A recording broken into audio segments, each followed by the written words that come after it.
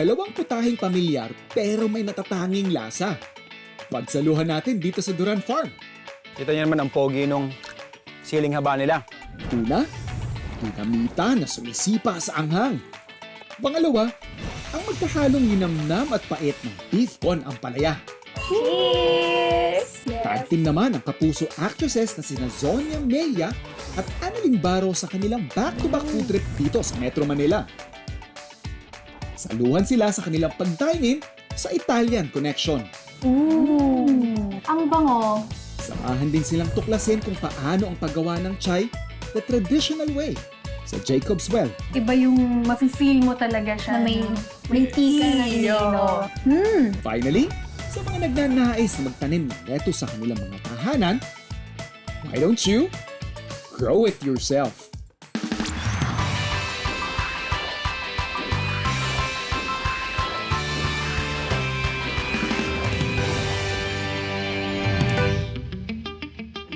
Ang recommendation ko is follow the instructions. Huwag i-over steep ang tea kasi papait siya. Kaya sometimes I feel like maraming tao ayaw mag-try ng tea kasi yung experience nila with tea is, yun nga, mapait.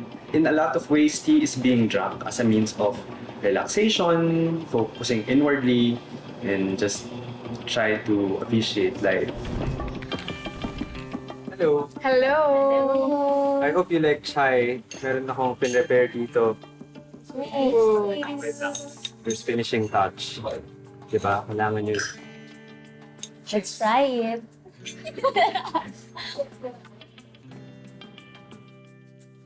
Ang sarap. Habang prepare pa lang ni Sir Ralph yung masala latte, napakabango. Oo nga, matamis siya. Matamis nga siya. Tapos parang sa dulo, parang may gumuguhit sa throat mo, no? Parang may spices kang malalasahan. Masarap siya. And actually, first time kong makatikim nito. And very interesting yung lasa niya. Hindi siya yung usual na tea na naiinom natin o kaya mga milk tea. Sir Ralph, bakit po masala? In direct translation sa Hindu or Sanskrit, chai means tea. And masala means mixed spices. So para siyang mixed spice tea. Pero pag busy kang tao, dito ka. Dito ka sa Yung galing sa ref na pwede mo na lang siyang ihalo. Sino ba tong si Jacob? Ikaw ba yan? Oo nga. Ihalo pa si Jacob. Jacob's Well is a character that we grew up in, listening to from Sunday school. So it's a character in the Bible. So it has a lot of biblical connotations. Sir Ralph, ano naman yung mga ino-offer niyo dito nung klaseng mga teas? For the lack of better term, I think we're still a coffee shop, but more than that, we want to be known as a tea house. So pag sinabi natin tea house, syempre, ang mga types of menu niya would be very tea forward. Although we also have coffee, pero mas limited yung menu niya. Dream ko yun na for coffee shops to have wider selections of teas kasi even though I started with coffee, hindi na rin ako kasi masyado makapag-coffee ngayon. So each time I get to visit a shop, I have a hard time choosing from the menu kasi mostly kasi nga coffee siya. So, pakita ko sa inyo kung gaano ka easy or gaano ka simple gumawa ng chai sa mga bahay niyo. So, ako ang ginagawa ko is I use 30 ml or 1 ounce. Using Jacob's Well chai. May iba't ibang po nito, parang variant nito. Yes, that's correct. So, ito is actually what you call the sweetened version or the original blend. Pero meron din tayong tinatawag na unsweetened. Personally, I like the unsweetened one better. Mainly because, yun nga, wala siyang sugar component. At the same time, para sa akin, mas lasa kasi yung spices dun sa unsweetened. Iba yung mafe-feel mo talaga siya. Na may tika na nilino. So ito, ihalo ko na yung milk. So this one is following a ratio of 1:2 for every part of chai. Ano pa bang ibang pwedeng spices na pwede nating ilagay dyan sa tea? So ito yung mga iba't ibang spices na ginagamit namin. So kanina nakita nyo yung star anise. Familiar kayo dito kasi panggawa to ng pares. Cardamom. Ito yung, I think, less familiar, but it's in the family of ginger. So, ito, yung mga treats namin or snacks. We are trying to support local bakeries. Ito yung mga isa sa mga favorite namin. Hindi kayo familiar, kababayan or kabayan. Ito naman is, syempre, pan de coco. Yeah.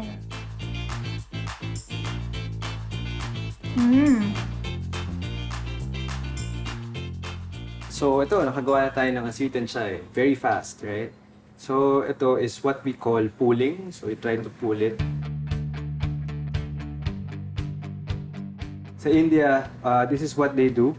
Not only to cool the chai, but at the same time to introduce air. So, yun yung parang manual frothing way nila of doing it.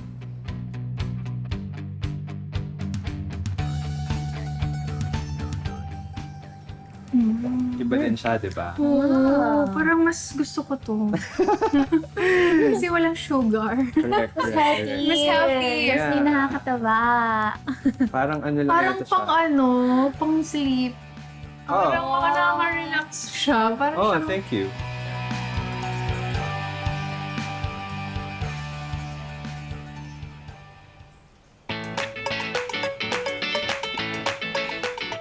Kita niyo naman ang pogi nung siling haba nila. I'm sure maraming application to. Masarap siya ipanghalo sa ipapanggulay. Bicol Express, sinigang. Pero syempre, pag may ganito kang ka-fresh, tapos ganito ka crunchy na siling haba, karamihan sa atin, dynamite. So gagawa lang tayo ng isang pasabog na recipe. With our freshly harvested na siling haba, gagawa lang tayo ng pinaka-stuffing niya. So we have here our ground meat. Haluan lang natin to ng ating onions, garlic. Lagay na natin lahat yan. Meron din tayo ditong spring onions. And lagyan natin ng pepper. Patis. Salt. Tsaka konting asukal. So, imimix lang natin to lahat para ma-distribute na maayos yung ating seasoning. So, bago natin siya i-stuff doon sa ating siling haba, try muna tayo ng siguro isang portion.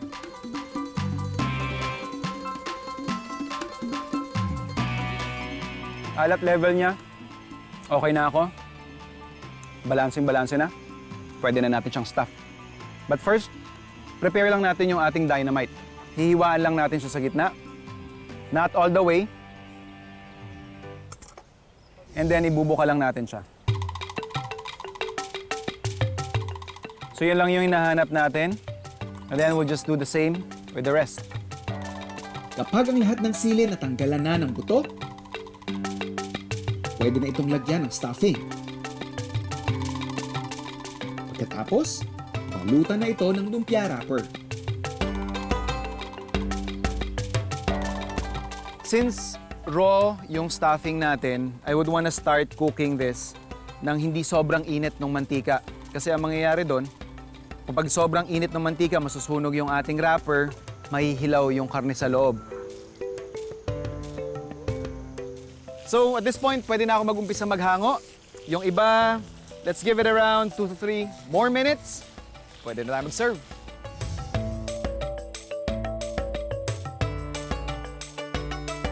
In 2021, I think, we started off in our own kitchen po, sa condo. We started making pizzas of our own, and then we sold it within our condo community. And then after some time, we found it profitable, and then more and more people are actually, we're getting more customers from outside the condominium. Mid-2023, around May, we opened Italian Connection. Our vision for Italian Connection was Italian comfort food, which is always affordable, hot and fresh. We wanted to become an Italian chain that is not intimidating, and we wanted to make Italian food more approachable to Filipinos. Cheers! Yes. Excited na ako. Here you go. Here's our very meaty pizza. Alam Ito mo, yung isa isa na. sa mga best seller nila, yung very meaty Pizza. Beefy lasagna. Okay. Ayan. Beefy nga.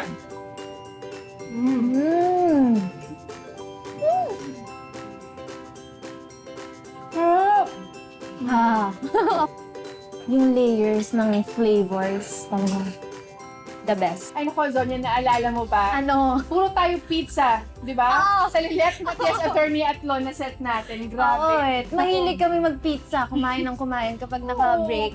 Kasi Kakain na. away ng away kay Lilet. Pagtapos mag-away, oh Lilet, ano na, kain na muna tayo. Pagod na kami makipag-away. Kakain. After sa bunutan si Lilet, mayroon kaming segment na, Pahinga bati-bati tayo? muna tayo, kain-kain muna tayo. Kaya Oo. perfect din tong Saka food kasi, na to. di ba, dun sa set natin, kailangan nasa iisang area tayong kumain. Kumain. Hindi Which is- pwede dun sa standby area talaga. Yes, So, which is good. Para may magkakasama-sama tayo bonding lahat. diba? That's Italian barbecue ribs. Ribs. So, meron siyang kasamang mashed potato, tapos meron din siyang rice.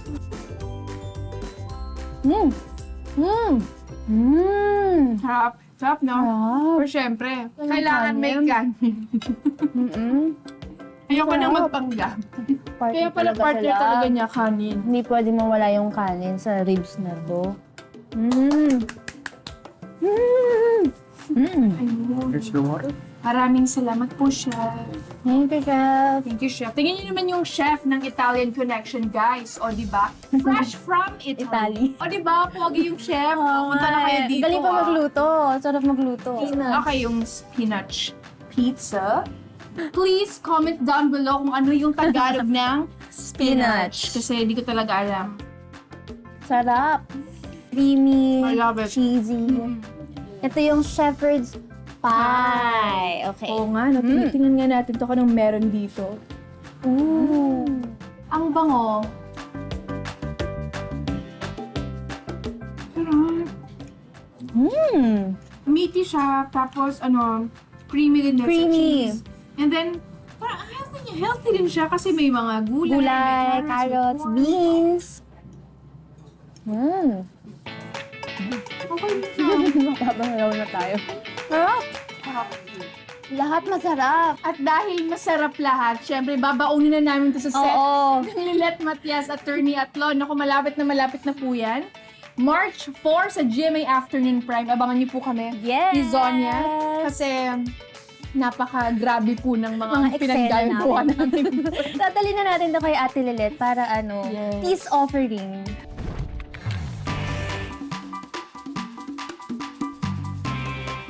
Sa gusto magtanim ng mga lito sa bahay, ganito po ang gagawin. Una, mag-prepare ng lupa sa kahit anong container ba o box, ganito, styro ba. Okay, punuin natin to.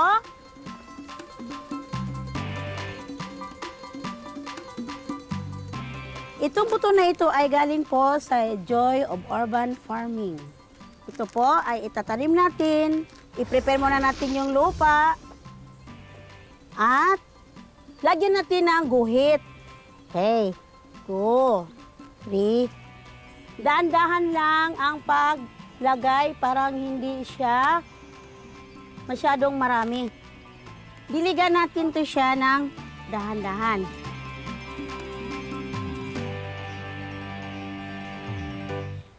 Okay. Ngayon, ilipat na natin ito sa paso. Kung mayroon kayong mga empty bottles dyan, pwede natin yung gagamitin.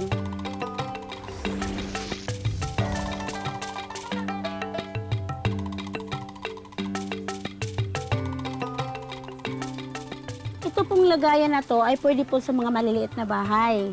Pwede nyo isabit sa gilid ng bahay.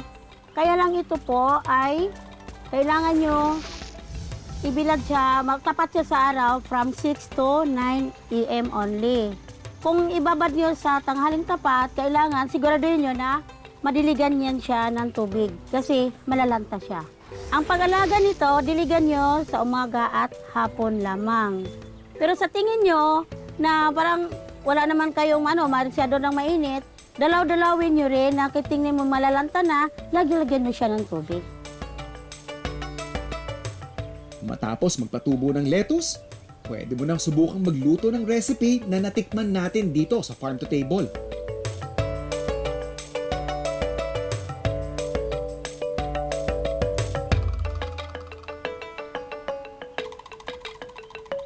And still, celebrating yung harvest nila dito sa Duran Farm. Gagawa lang tayo ng isang mabilis na beef con ampalaya. First thing is we have our beef meat here.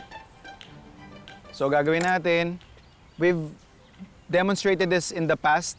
If you want to make your beef extra tender, pwede kayong gumawa ng technique na tinatawag nating velveting. So basically, we have our thinly sliced beef meat.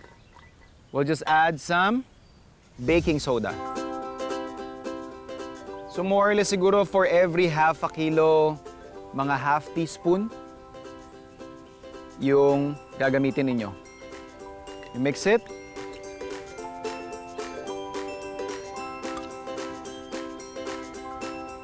And we'll just season this with some oyster sauce.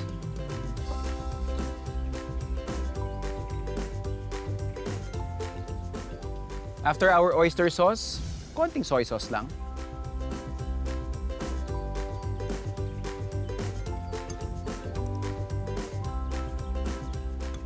And then our cornstarch.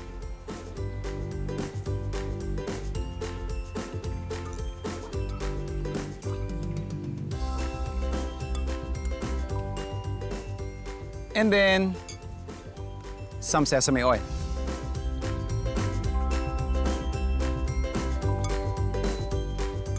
So let's set this aside. Prepare na natin yung ating mga gulay. So yung ating ampalaya,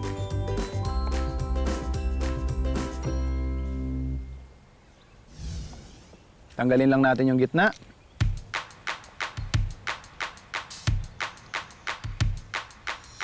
Then, slice lang natin.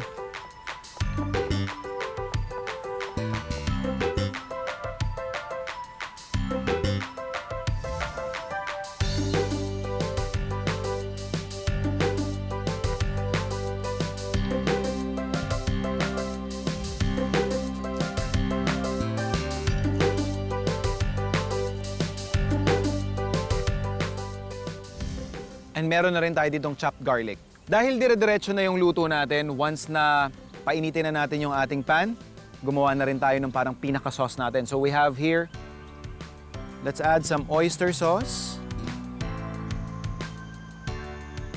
a bit of sugar, at cornstarch.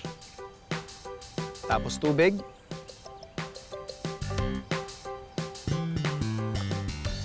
Dissolve lang natin yan. And, pwede tayo magsalang.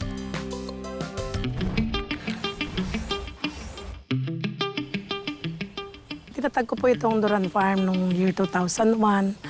Nang mula po sa ako ay simpleng may bahay, nagtitinda ng fishbowl at malamig. Ako po ay naimbitahan ng Department of Agriculture sa isang training ng pagugulayan sa di angkop na panahon. No? Ito yung off-season vegetable. Simula po noon ay nagsimula po ako magtanim ng 1,000 square meter na kamatis. At nagtuloy-tuloy na po yun na lumawak na. Ngayon po sa kasalukuyan, ito po ay 4 na hektarya na may mga tanim na mga gulay sa Kantang Bahay Kubo. Mula po sa pagtatanim na yon ay kami po ay tinulungan din na ma-market ito direkta sa Maynila.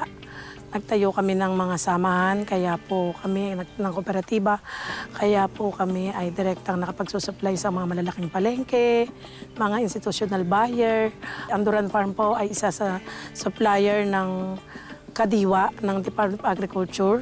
Direkta pong inaani namin ng mga magsasaka, direkta na pong naibebenta po namin sa mga consumer sa mababang halaga dahil ito po ay hindi na dumadaan sa mga middleman. Nagtatag din po ako ng seedling business. Ito po yung pagtatanim ng mga punla na ibinebenta ko rin naman po sa mga kapwa ko magsasaka na maging kumbinyente rin ang kanilang buhay sa pagsasaka. Kami po ay meron na rin pong agro-entrepreneurship kung saan ang agrikultura po ay makita po natin kung paano po ito maging negosyo. Hinikayat ko po na marami pong pumasok sa agrikultura dahil ang Pilipinas po ay agrikulturang bansa. Kailangan lang po natin munang matutunan sa pagitan po ng mga pagsasanay at bagamat malawak po ang ating lupain ay kakaunti po ang pumapasok dito kaya po nandito po kami para gabayan po kayo kung paano po ang agrikultura natin sa Pilipinas ay atin pong mapayabong, maging produktibo at maging kapakinabang po. So tinatawag na tayo ng apoy natin, yung wok natin. Ready na rin?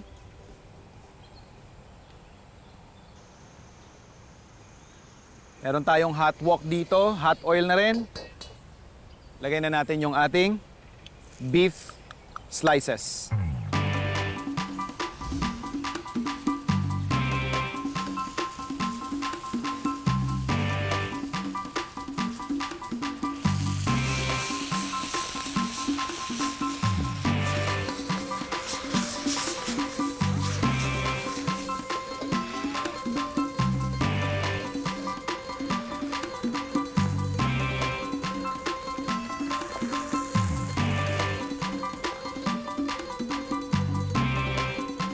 With the same pan,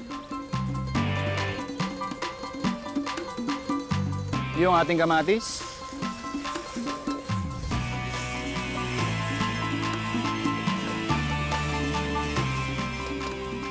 Then yung ating sibuyas.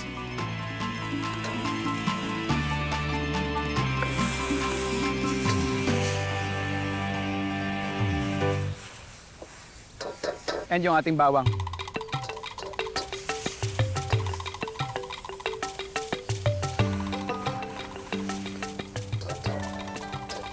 And then, yung ating ginawang sauce kanina. So again, oyster sauce lang to na may cornstarch, tsaka tubig, konting sugar. Since may cornstarch ito, kailangan nating habulin ng halo.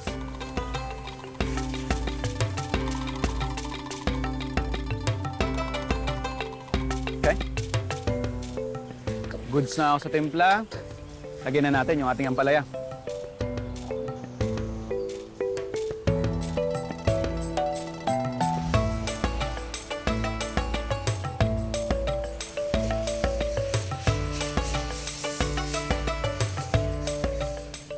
And then pagkalagay natin ng ating ampalaya, isunod na rin natin yung ating nilutong beef kanina.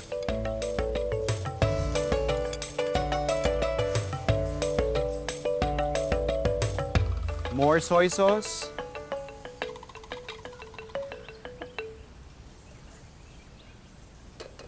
So that basically took me less than 10 minutes. Pwede na tayo mag-plate.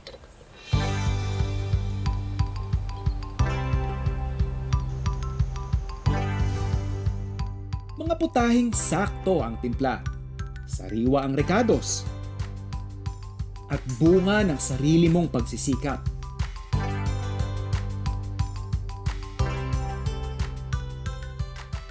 Lahat ng pagkain o inumin, mas sumasarap